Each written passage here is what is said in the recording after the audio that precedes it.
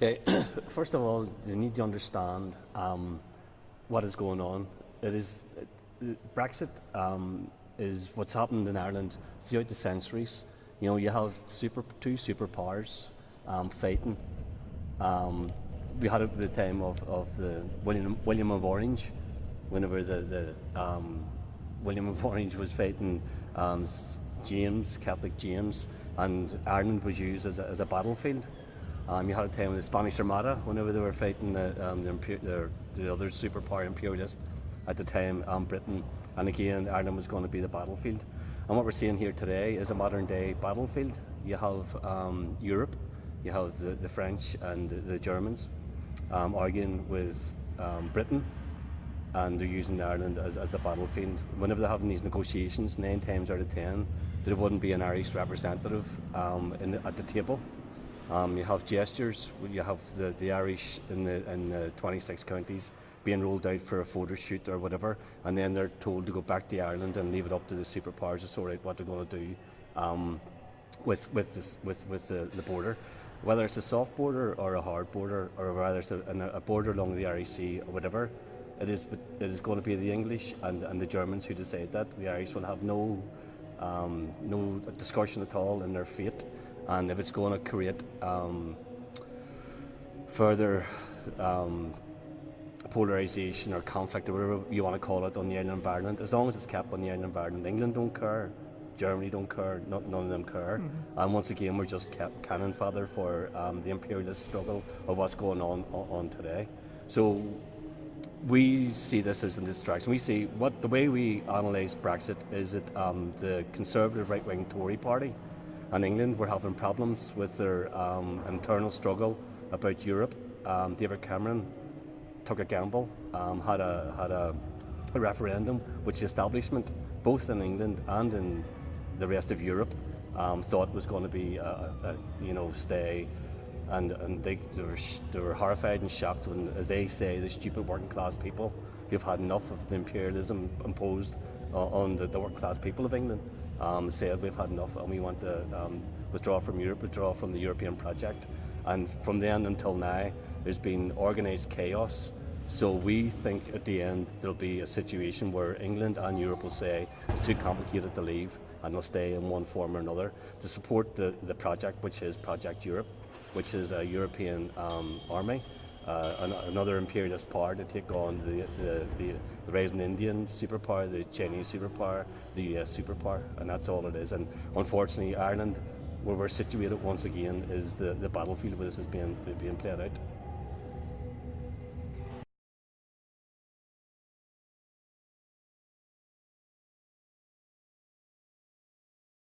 With the Good Friday Agreement, and what everything you said here is correct, but to give you a bit more clarification and in-depth explanation of it, we were all part of the Republican movement before the Good Friday Agreement. There was a very strong resistance to the British presence in Ireland throughout the whole of Ireland, but as there was secret back-channel negotiations going on between the British government and certain sections of leadership of the Republican movement. And whenever it came to light what was going on, certain sections were very concerned at the direction and the content of the negotiations between the British and that section of the leadership of the Republican movement. The British government were very clever in what they did. They extracted themselves from what's seen as the Irish problem, even though it's a British problem in Ireland, and betrayed themselves as peacekeepers in war and faction between two sectarian identities, i.e. the Catholics and the Protestants. During the time of the negotiations, people within the Republican movement set up a committee called the 32 Counties Sovereignty Committee to try to keep the Republican movement focused on the core issue of the problem in Ireland, which is the compromising of our sovereignty. The British were leading the negotiations towards an internal settlement within the 6 counties of Ireland, and that the leadership of Sinn Féin went along with that. Other people within the Sinn Féin and Provisional Movement who tried to stay focused on the core issue were in some cases excluded from the party, demonised, had character assassinations. Some people got physically attacked, and a few people lost their lives within that period of the negotiations with the British. And the movement that I'm part of, the 32 County Sovereignty movement, were actually expelled from Sinn Féin. We didn't leave Sinn Féin, we were expelled illegally according to the Constitution. And from then on until now, 20 years later, we have been, our position has still been the same, and Sinn Féin went to the constitutional position, which most revolutionary, if you look at the history of Ireland, a lot of people who set out as revolutionaries go down the line of negotiation, adapt the constitutional politics, and then become reformers within the state. We've got a situation now where Sinn Féin are so intertwined into the state that for their survival, the state has to survive. So their main job in all of this now for the British is to maintain the state and maintain the status quo.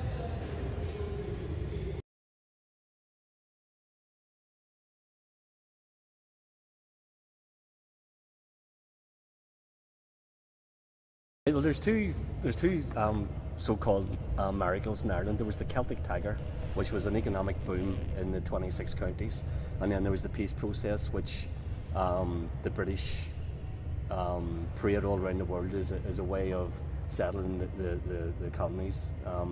So dealing with the Celtic Tiger, came about whenever the 26 counties of Ireland reduced their corporation tax rate.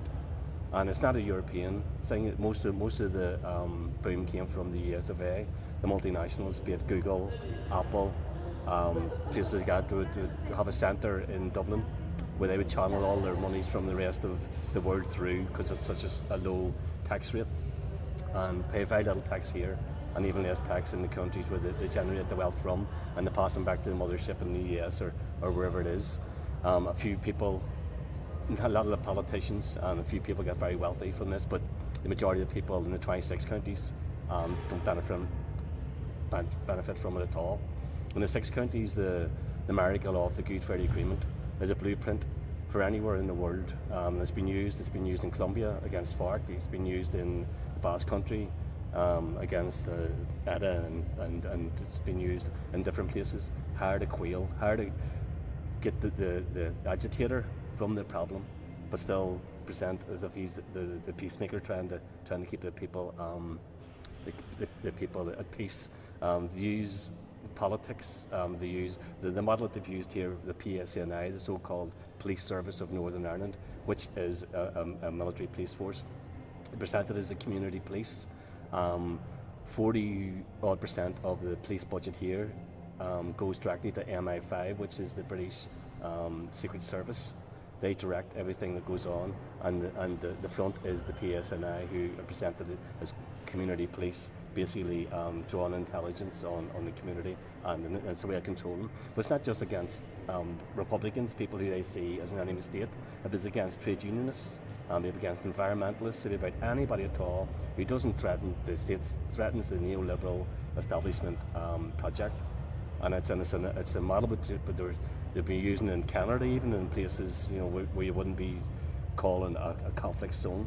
They're rolling this model of policing out throughout the world, and Clinton and Blair were well paid and still are well paid to go around the world, so-called conflict zones, and bring with them the likes of leadership of Sinn Féin and the UP to say, well, this is how we've done it in Ireland, and if we can pacify the natives there, you can pacify them anywhere.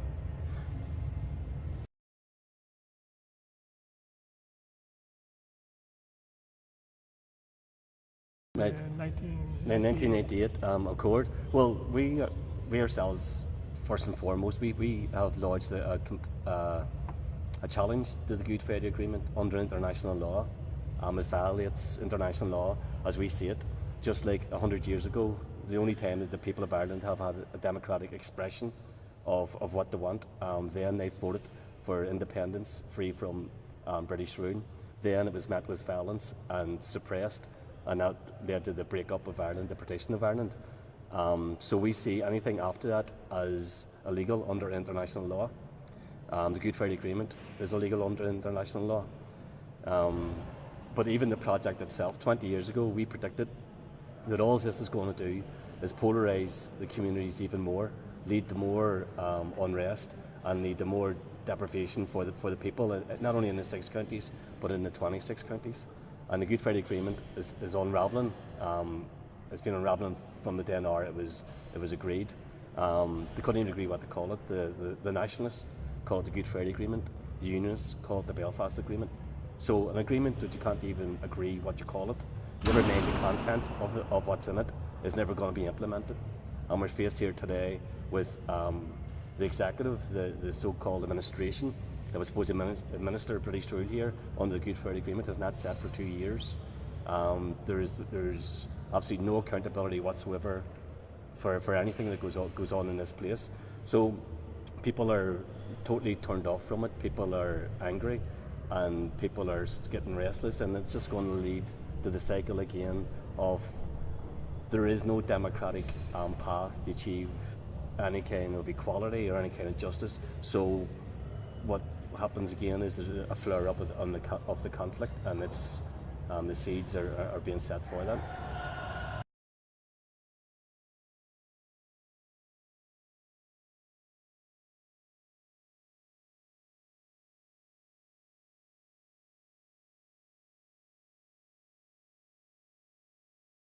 No, Sinn Féin abandoned the cause for independence. Sinn Féin played the role that the British have always found people that play the role here for the last 700 years. They get a section of the population, they pay them well, they massage their egos to administer British rule here. And Sinn Féin have abandoned the struggle. They have not taken the struggle. You know, they have not corrupted the struggle. The struggle is still there. There are people still there, still believe in the core issue, which is the compromising of our sovereignty. Sinn Féin are just like the lot who went before them, constitutional nationalists, willing to do the baiting of the British on Irish soil.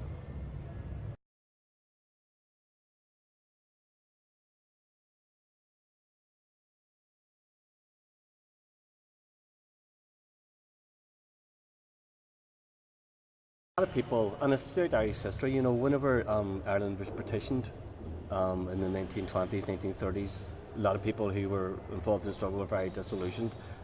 A lot of people joined the International Brigade, went to fight against Franco in Spain in the Spanish Civil War. A lot of people just went home.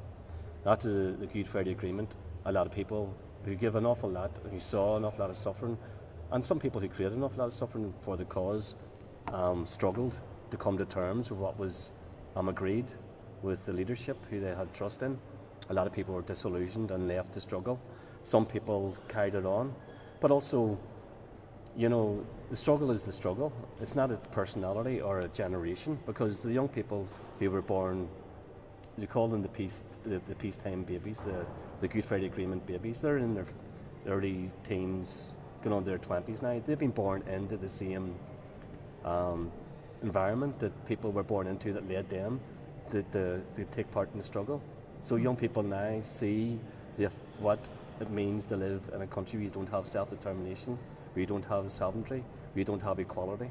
And they, just like the generation before and the generation before, are angry, disillusioned, don't see any political path to address the problems that they live in. So what do? They become involved in the struggle.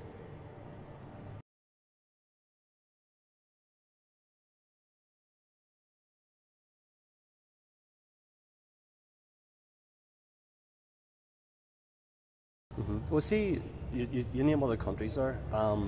Ireland is not unique in what we face. Anywhere where there's an occupying force or apartheid, like there was in South Africa, whatever, whoever the ruling class is, be it the British, be it the establishment, they exploit differences within the people they're controlling. They tried to bring the struggle in particularly in the 6 counties, to a sectarian conflict.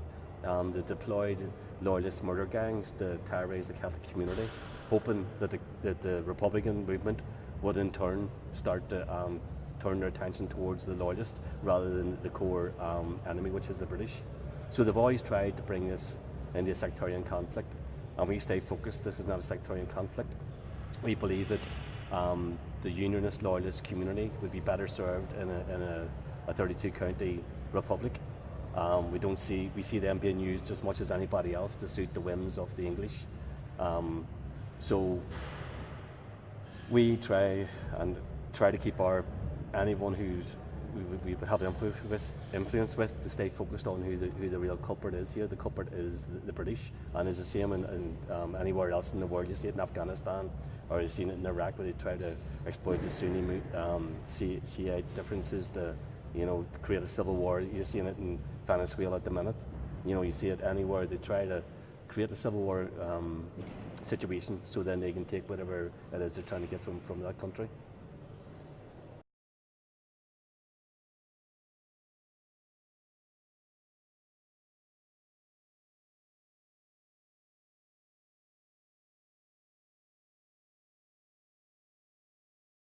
It's whenever the Good Friday Agreement was signed, whenever it was brought through, the argument was: do you want peace or do you want war?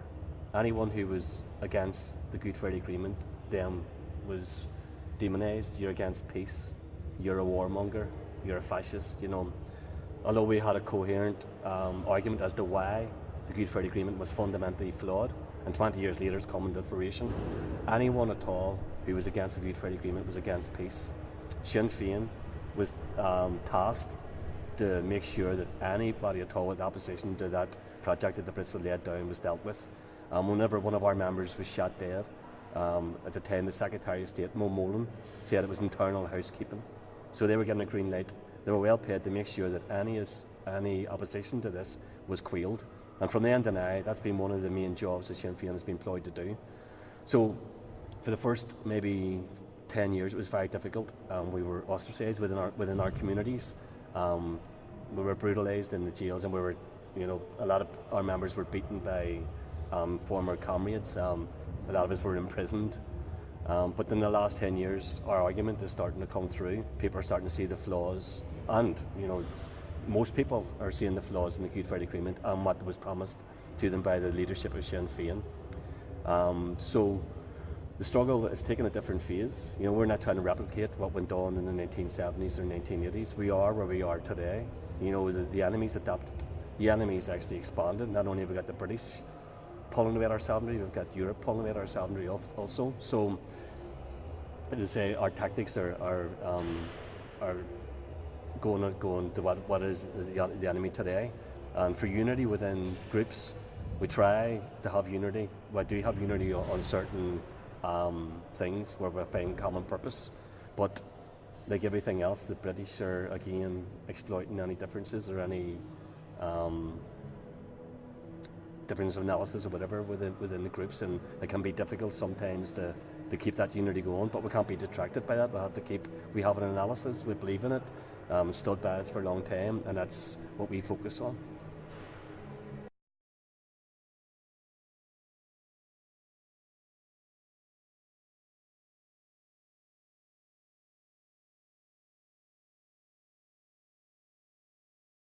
We see our job is to point out why we are where we are, either in the 6 counties or 26 counties. If they've got poor housing, if there's no housing or inferior housing, bad education, health service crumbling, lack of jobs, lack of equality, everything refers back to the compromise and sovereignty.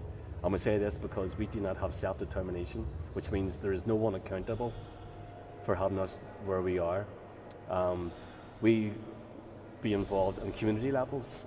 Most of us are from the community. Most of us either suffer from bad housing, unemployment, discrimination. So at a community level, we work for the best we can for community empowerment. But our main goal is to make people see why it's so important to get our sovereignty restored, so we can have self-determination, so we can take control of our destiny to make it a better place for everyone to live in.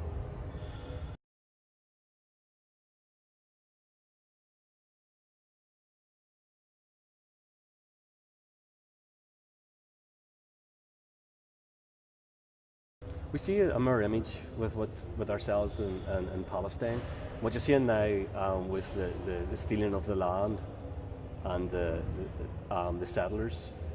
We had the plantations, you called them. That was the settlers back in the day, 400 years ago, whenever the lands were cleared of Catholic indigenous peoples.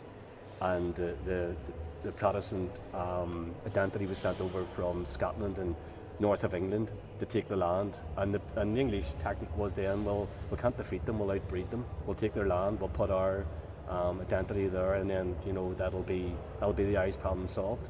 So we see what's going on in Palestine today, the colonisation of Palestine. We went through it ourselves, but also what we see is the brutality, the black propaganda, the demonisation of the Palestinian people, the world turning a blind eye to what's going on. And we'll have an affiliation with that. We'll have a very strong connection, and that's why we try to highlight what's going on with the Palestinian people. We're great believers in the BDS movement. We identify anyone we see in certain areas where we're strong in Ireland who's violating the BDS appeal, and we try to bring shame on any companies or politicians who would meet with the Israelis or buy Israeli goods, and we think that's us doing our bit to try to help the Palestinian people today.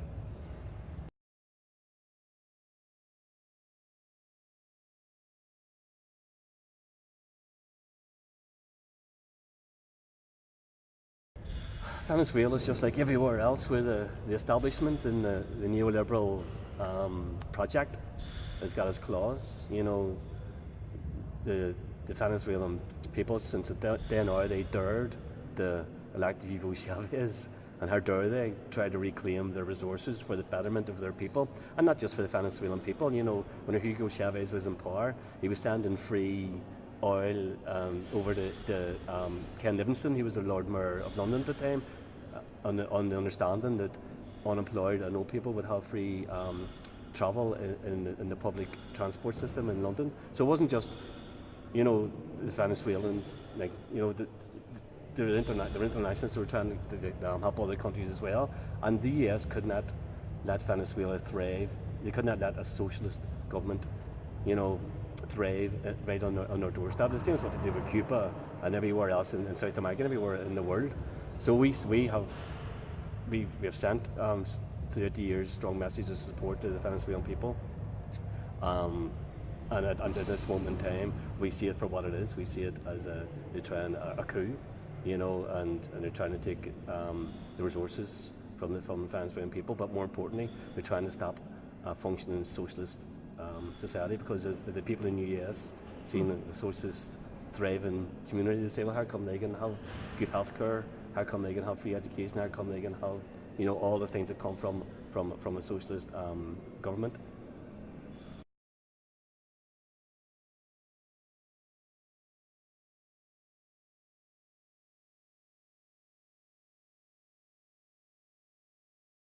Yeah, well, we say we're a community. We're from the community. We are the community, and we have documents like we've got a serious drug problem in Ireland, which is the same everywhere else. We believe it's a form of control. We have an analysis of what we think could address the drug problem, loosely based on the Portuguese model. We have women members in our in our commons and in our groups. So women's issues. Now, we are not a political party, so we don't have manifestos and things. That we do have policy documents. How we envisage whenever we get reunification and sovereignty back, the type of Ireland that could be achieved. But all issues that you just said there, because we are the community, we live in the community. We do have, we have like workshops, and people do bring to the table what they think is solutions to certain things.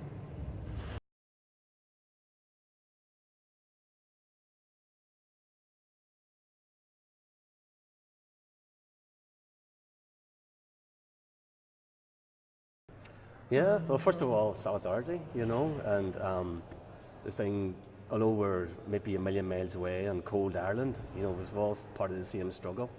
The neoliberal establishment have internationalised their project. We on the left, we've failed. We need to work out why. We need to, when we talk about sovereignty, we don't talk about insular nationalism. We talk about international solidarity. With everybody respecting each other's sovereignties, everybody respecting each other's resources, and everybody using the resources the best of our ability for all the peoples of the world, and be very mindful of the fact of the impact that capitalism is having on the world. It's going to be destructive soon enough if it doesn't be defeated. You know, capitalism by its very nature is all consuming. You know, it's all exploiting, and we have to somehow find some kind of a resistance that all of us can unite and take it on. Okay. Thank you, Martin. Thank you.